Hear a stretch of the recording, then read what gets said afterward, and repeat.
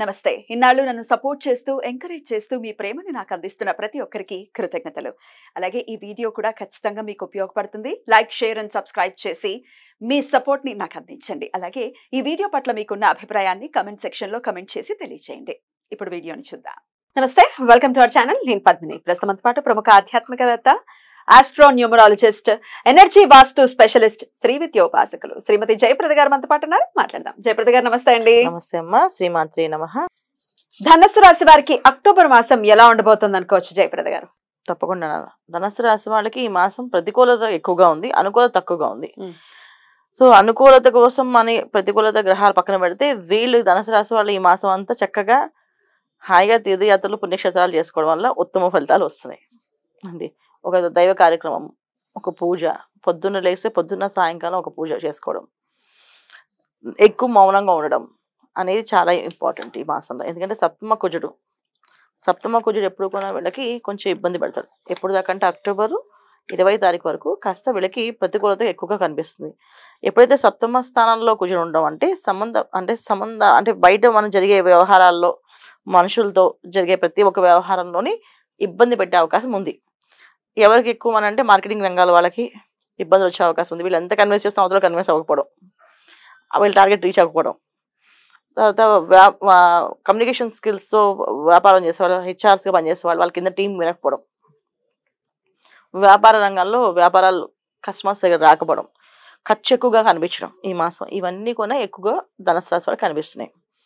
So చతుర్థ స్థానంలో రాహు ఎప్పటి నుంచో కాస్త ఉన్నప్పటి వాళ్ళకి ఇంట్లో ఏదో ఒక తెలియని ఖర్చు మాయలో పడ్డం. ఈ సంవత్సరం ఈ నెల బాగుంటుందండి, ఈ నెల నాకు ఈ వస్తువు కావాలి, ఈ నెల నాకు అది కావాలి, కాదు కుదరదు అన్నా సరే ఆటోమేటిక్గా కాలేజ్ ఫీజులను, పిల్లల ఫీజులను, టర్మ్ ఫీజులను, తర్వాత ఫోన్లను, ల్యాప్టాప్లోనే ఖర్చు అవుతూనే ఉంది. అది రాహు ఎప్పుడైతే మీనంలో పడ్డాడో అప్పటి నుంచి ధనుసు రాశి వాళ్ళకి తెలియని ఖర్చు పడుతూనే ఉంది, ఏదో ఖర్చు పడుతుంది. అది కాకుండా స్పెషల్గా ఈ మాసం ఏంటంటే ఖర్చు ఎక్కువగా ఉంటుంది, ఆదాయం తక్కువగా ఉంటుంది సప్తమ కుజుడు వల్ల 20 తారీఖు వరకు. తర్వాత గురువు 9వ తారీఖు నుంచి వక్రిస్తున్నాడు. దానివల్ల కొంచెం అది కూడా కాస్త ఎఫెక్ట్ పడే అవకాశం ఉంది, అంటే అనారోగ్య సమస్య వచ్చే అవకాశం ఉంది. సో రోగం అనేది మనిషికి వస్తే అది పోదు, అది జాగ్రత్తగా ఉండాలి. సో రోగాన్ని పడకుండా ఉండడం ఈ మాసంలో వీళ్ళు జాగ్రత్తగా కాపాడుకోవాలి. అంటే ఏంటంటే బయట ఆహారాన్ని తినకుండా ఇంట్లో ఆహారాన్ని తినడం, బయట అకేషన్స్కి, ఫంక్షన్స్కి, పార్టీస్కి అవాయిడ్ చేయడం, ఎక్కువగా వెళ్లకుండా ఉండడం. సో ఇది రాలేపోయాం, కుదరలేదని చెప్పడం. ఎందుకంటే వెళితే కాస్త తినాల్సి వస్తుంది, తిన్నాక వీళ్ళకి అనారోగ్య సమస్య వచ్చే అవకాశం ఉంది కనుక ఈ మాసంలో వాడి జోలికి వెళ్లకుండా గుళ్ళి గోపురాలకి, తీర్థయాత్రలకి, తీర్థక్షేత్రాలకి వెళ్ళచ్చు, పుణ్యక్షేత్రాలకి వెళ్ళచ్చు. ఎక్కడికి వెళ్ళినా శాకాహారాన్ని భోంచేయాలి. శాకాహారంతో ఈ మాసం అంతా ఉంటే చాలా మంచి ఫలితాలు ఉన్నాయి నాన్న.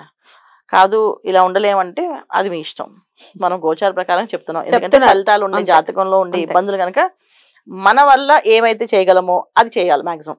తర్వాత దైవం మీద వదిలేస్తే దైవారాధన దైవం చేస్తాడు ప్రతిదీ. అయితే ఈ మాసంలో వీళ్ళకి వచ్చే ఇబ్బంది ఏంటంటే అనారోగ్య సమస్య అనేది వస్తుంది కనుక ఏదో ఒకటి తిని దానివల్ల వచ్చే అవకాశం కూడా ఉంటుంది కదా. అది శాకాహారంలో అలాంటి ఇబ్బందులు లేవు. శాకాహారం చేసుకోవడం, నియమనిష్టలతో ఉండడము, కాస్త ఎదుటి వాళ్ళ మీద మనకు కోపం వచ్చినా, ఆవేశం వచ్చినా కాస్త తగ్గి మాట్లాడడం. ఈ మాసంలో తగ్గినంత మాత్రం మనం ఏం తక్కువ వాళ్ళంత కాదు, తగ్గిపోయినట్టు కాదు. ఉద్యోగాల్లో సమస్యలు వచ్చే అవకాశం ఉంది. తోటి ఉద్యోగులతో ప్రాబ్లం ఉంది, అంటే అధికారులతో కంటే తోటి ఉద్యోగులతోనే ప్రాబ్లం ఉంది. ఈ తోటి ఉద్యోగులతో ప్రాబ్లం ఉన్నప్పుడు వాళ్ళు ఏదో సలహాలు చెప్తూ ఉంటారు, సరే ఈ చెవుని విని ఈ చెవుని వదిలేయండి, పట్టించుకోకుండా మీ పని మీరు చేసుకుంటూ వెళ్ళడం, ఒక నామాన్ని జపం చేసుకోవడం, లేదు చేయలేమంటే పొద్దున్న కాస్త అమ్మవారికి పూజ, అయ్యవారికి పూజ చేసుకోవడం, బయటికి వెళ్ళడం, ఇవి చేస్తూ ఉండాలి ఈ మాసంలో. ఇది ధనుసు రాశి వాళ్ళకి ఈ మాసంలో అన్ని అనుకూలంగా రావాలంటే ఇవి చేస్తూ ఉండాలి. విద్యార్థులకి కాస్త ఇబ్బందిగా ఉంది. విద్యార్థులు కూడా మంచిగా చదవాలి, కష్టపడి ఎర్లీ మార్నింగ్ లేవడం, సూర్య నమస్కారం చేయడం, సూర్యారాధన చేయడం. సో ఎవరైనా సరే ఎర్లీ మార్నింగ్ లేస్తేనన్నా అన్ని పనులు విజయవంతం అవుతాయి. అవును, చాలా టైం కూడా మనకి కలిసి వస్తుంది, కనిపిస్తుంది. చాలా మంది ఏంటంటే రాత్రులు చేస్తారు ఒంటరిగా, మాకు అందరు నిద్రపైకి పని చేసుకుంటే చాలా ప్రశాంతంగా ఉంటుంది అంటే ఆ పని అయితే తెల్లవారుజాము చేయండి. అంటే 4 నుంచి 4 to 6 ఎవరు ఉండరు కదా, అది కూడా నైట్ నిషిద్ధ సమయంలాగా అనిపిస్తుంది కదా, ఎవరు డిస్టర్బెన్స్ ఉండదు. ఈ 3:30కి లేవడం, 4 to 6 చేయడం పనులు అనేది చాలా మంచి పనులు. ఎందుకంటే ధనస్సు రాశి వాళ్ళకి గురువు అధిపతి ఆ రాశికి. సో పొద్దున్నే లేస్తేనే అన్ని పనులు అవుతాయి వాళ్ళకి. వాళ్ళు ఎప్పుడైతే నైట్ పని చేస్తారో అప్పుడు వాళ్ళకి శని భగవాన్ ఒక అనుగ్రహం ఉన్నట్టు లెక్క. శని భగవాన్ అనుగ్రహం ఉండడం మంచిదే, కాకపోతే ఏంటంటే శని భగవాన్ ఎప్పుడు కూడా ఆలస్యాన్ని, ఆటంకాలని, అడ్డంకులు తెప్పిస్తుంటాడు. దాని కూడా భరించాలి మనం. అదే గురువు అనుగ్రహం ఉంటే ప్రతి రోజు చక్కగా అసలు మనకి అంటే ఎలా అంటే ఒక గ్రీన్ మ్యాట్ వేసి రండి రండి స్వాగతం సుస్వాగతం అని చెప్పే విధంగా ఉండే మనం దారి వదిలేసుకుని ఆ వెనక దారి నుంచి వెళ్ళినట్టుగా ఉంటుంది. మనం రాత్రి కూడా పనిచేయడం ధనుసు రాశి వాళ్ళకి. సో పొద్దున్నే లేవడం, పొద్దున్నే చేయడం వల్ల వీళ్ళకి సుఖంగా జరుగుతుంది జీవితం అంతా. ఎన్ని ప్రతికూల ఇప్పుడు ఈ గోచార ఫలితాల్లో వీళ్ళకి అన్ని గ్రహాలు ప్రతికూలం ఎక్కువ కనిపిస్తుంది, అనుకూలం తక్కువ కనిపిస్తుంది. వాళ్ళ జన్మ జాతకంలో ఒకవేళ జాతకం బాగుండి మా వింశోదశ దశ బాగుంది మాకు అనుకుంటే అది ఓకే, దీని ఫలితం అంత పెద్ద పనిపించదు. కానీ ఇదే ఫలితం చూస్తే మాత్రం 50% పనిచేస్తుంది ఖచ్చితంగా. విరోధాలు, బంధు విరోధం ఉంది, సో బంధువులతో జాగ్రత్తగా ఉండాలి. తర్వాత అష్టమ గురువు వచ్చినప్పుడు కాస్త వీళ్ళకి లాభం వచ్చినప్పటికీ ఏదో వాహన యోగం, గృహయోగం ఉంటుంది. వాహన యోగం, గృహయోగం అనేది అనుకూలంగా ఉన్నప్పటికీ కూడా దానికి సంబంధించిన లావాదేవీలు కానీ పనులు కానీ అవి కొంచెం వీళ్ళకి కొంచెం కష్టపడతాయి, అంత ఈజీగా తీరదు. ఈ మాసంలో ఏదైనా అప్పు వచ్చిన వీళ్ళకి ఆ అప్పు అంత ఈజీగా అవ్వదు, దానికి కొంచెం ఎక్కువ వడ్డీ పడడమో లేదా ఆలస్యంగా అవ్వడమో జరుగుతుంటుంది. ఇది వీళ్ళకి ఈ మాసంలో. తర్వాత రవి బుధులు అంత ఫేవర్ గా ఏం చేయట్లేదు. దశమస్థానం నుంచి లాభస్థానానికి వచ్చినప్పటికీ కూడా దశమస్థానంలో వచ్చే ఫలితాలు రవి బుధులు ఇచ్చిన ఏ ఫలితాలు ఉన్నప్పటికీ కూడా బుధుడు మారిపోతున్నాడు, మళ్ళీ శుక్రుడితో కలుస్తున్నాడు కనుక కాస్త ఇబ్బంది పెట్టే ఇస్తాడు, అంత గొప్పగా ఏమి ఇవ్వడు.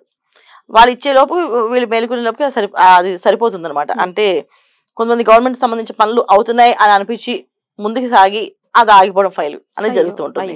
సో ఎప్పుడైతే బుధ రవిలు ఇక్కడ మారుతారు, అందుకని కాస్త దైవారాధన ఉందనుకోండి, ఈ 10వ తరగతి లోపే ఈ పనులు చేసేసుకోవచ్చు, అప్పుడు వాళ్ళకి అయిపోవచ్చు. అది 1వ తరగతి నుంచి 10వ తరగతి లోపు ఏ పనులు గవర్నమెంట్ సంబంధించిన పనులు చేసుకున్నా చాలా ఈజీగా అవుతాయి. ఆ తర్వాత కష్టపడాలి. సో ఈ ఫాస్ట్ గా అవ్వాలి అంటే ఏం చేయాలి? దైవారాధన, పొద్దున్నే లేవడం, సూర్యారాధన చేయడం, నమస్కారం చేసుకుని చదవడం. అంటే ఏమేమి చదవచ్చు వీళ్ళు అంటే లక్ష్మీ నరసింహస్వామి స్తోత్రాన్ని, లక్ష్మీ హృదయ పారాయణ, లక్ష్మీ హృదయం కానీ, విష్ణు సహస్రనామం కానీ చదువుతూ ఉంటే బాగుంటుంది. సో ఇవేమి రావండి అంటే లక్ష్మీ అష్టోత్తరం చేయండి. పొద్దున్న 6 గంటలకి పొద్దున్నే లేచి చక్కగా దీపారాధన చేసి లక్ష్మీ అష్టోత్తరం ఈజీగా కదా, చాలా ఈజీగా ఉంటుంది. లేకపోతే లక్ష్మీ అష్టకాన్ని చదవండి, రాలేదంటే లక్ష్మీ అష్టకాన్ని 11 సార్లు చదవండి. లక్ష్మీ అష్టోత్తరం మహేశ్వరి పుడేశ్వర పూజితేని చాలా సింపుల్ గా ఉంటుంది, కష్టపడక్కలేదు అసలు. 8 శ్లోకాలు చక్కగా 11 సార్లు చదవాలి, చదివితే అనుకూలంగా మారుతుంది. అది అంటే మనకి ఎప్పుడైనా సరేనన్నా ఏదైనా లాభంగా రావాలి అంటే కాస్త కష్టపడాలి. శరీరమైన కష్టపడాలి, అయితే మన మైండ్ అయినా కష్టపడాలి.